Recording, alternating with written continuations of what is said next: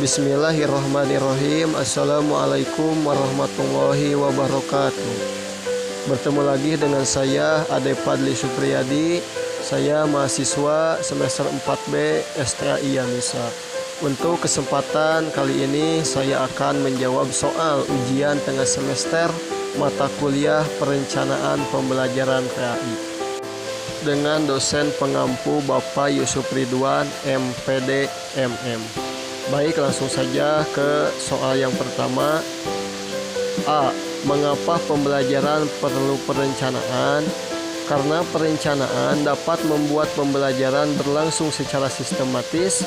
Proses pembelajaran tidak berlangsung seadanya, akan tetapi berlangsung secara terarah dan terorganisir. Dengan demikian, guru dapat menggunakan waktu secara efektif untuk mencapai tujuan pembelajaran dan keberhasilan pembelajaran.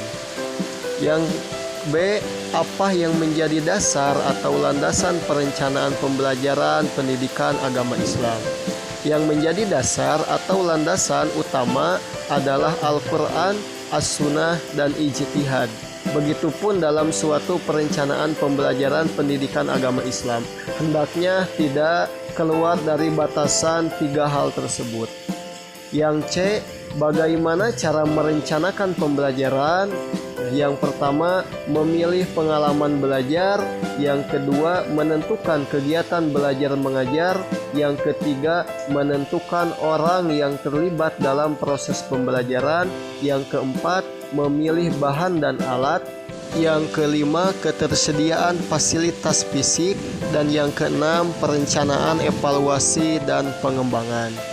Langsung saja soal yang kedua, jelaskan upaya-upaya atau langkah-langkah apa sah dalam perencanaan pembelajaran PAI. Jelaskan menurut argumentasi Anda. Baik, langsung saja. Yang pertama, mengidentifikasi tujuan umum pengajaran. Yang kedua, melaksanakan analisis pengajaran. Yang ketiga, mengidentifikasi tingkah laku, masukan, dan karakteristik siswa. Yang keempat, merumuskan tujuan performansi atau kinerja. Yang kelima, menentukan pendekatan. Yang keenam, menentukan media pengajaran. Yang ketujuh, metode mengajar yang disesuaikan dengan keadaan peserta didik. Dan yang kedelapan, evaluasi pembelajaran. Soal yang ketiga, bagian A. Apakah yang Anda ketahui tentang instrumen pembelajaran? Instrumen juga diartikan sebagai alat bantu yang dipilih dan digunakan dalam kegiatan pembelajaran, mengumpulkan agar kegiatan pembelajaran tersebut menjadi sistematis dan dipermudah olehnya. Berdasarkan definisi tersebut, suatu instrumen berfungsi untuk menjaring hasil pembelajaran. Bagian B, apa saja bentuk-bentuk instrumen pembelajaran? Yang pertama, silabus. Yang kedua, program tahunan dan program semester. Yang ketiga, RPP. Yang keempat, kalender akademik. Yang kelima, jurnal catatan perilaku siswa. Dan yang keenam, penilaian atau evaluasi yang berupa tes dan non-tes. Yang bagian C, bagaimana analisis instrumen pembelajaran? Instrumen pembelajaran dibuat dengan lengkap agar bisa dijadikan referensi dalam merancang, melaksanakan, hingga mengevaluasi suatu pembelajaran yang matang. Instrumen pembelajaran harus memenuhi beberapa syarat, diantaranya yang pertama, instrumen pembelajaran dibuat sesuai dengan standar proses. Yang kedua, dibuat dengan memperhatikan perkembangan dan kebutuhan siswa.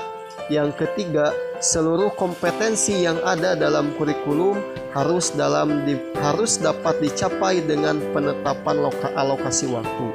Yang keempat, semua komponen dalam pembelajaran saling berkaitan. Dan yang kelima, mudah diimplementasikan dalam proses pembelajaran. Yang selanjutnya, yang bagian D, bagaimana cara mengevaluasi hasil belajar? Yang pertama, menyusun rencana evaluasi hasil belajar. Yang kedua, menghimpun data. Yang ketiga, melakukan verifikasi data. Yang keempat, mengolah dan menganalisis data. Yang kelima, memberikan interpretasi. Dan yang keenam, tidak lanjut hasil evaluasi, yang ketujuh teknis tes, dan yang kedelapan tes objektif. Untuk selanjutnya soal nomor 4. Sebutkan berbagai macam strategi dan model pembelajaran dalam perencanaan pendidikan agama Islam yang Anda ketahui dan pahami. Minimal 5 model.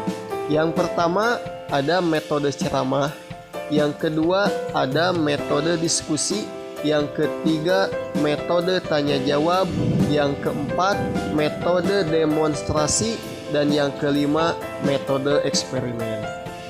Untuk selanjutnya soal yang kelima, uraikan pengertian tahapan pembelajaran serta jenis keterampilan dasar mengajar yang harus dimiliki guru pendidikan agama Islam. Tahapan di sini terbagi menjadi 3. Yang pertama, tahapan perencanaan, yaitu tahap awal dalam kegiatan suatu organisasi terkait dengan pencapaian tujuan organisasi tersebut. Yang kedua, tahap pelaksanaan, yaitu langkah-langkah awal dalam memulai suatu pameran. Yang ketiga, tahap evaluasi adalah proses identifikasi untuk mengukur atau menilai apakah sebuah kegiatan atau program dilaksanakan sesuai perencanaan dan berhasil mencapai tujuan atau tidaknya. Yang selanjutnya, jenis-jenis keterampilan. Yang pertama, keterampilan membuka dan menutup pembelajaran. Yang kedua, keterampilan menjelaskan pembelajaran. Yang ketiga, keterampilan bertanya. Yang keempat, keterampilan mengadakan variasi. Yang kelima, keterampilan memberikan penguatan. Yang keenam, keterampilan mengelola kelas. Dan yang terakhir, keterampilan membimbing diskusi kelompok kecil. Alhamdulillah, mungkin itu yang bisa saya sampaikan dan paparkan mengenai soal-soal tersebut. Mohon maaf selebihnya, kalau ada kekurangan mohon dimaafkan. Terima kasih. Jangan lupa like, komen, dan subscribe. Wassalamualaikum warahmatullahi wabarakatuh.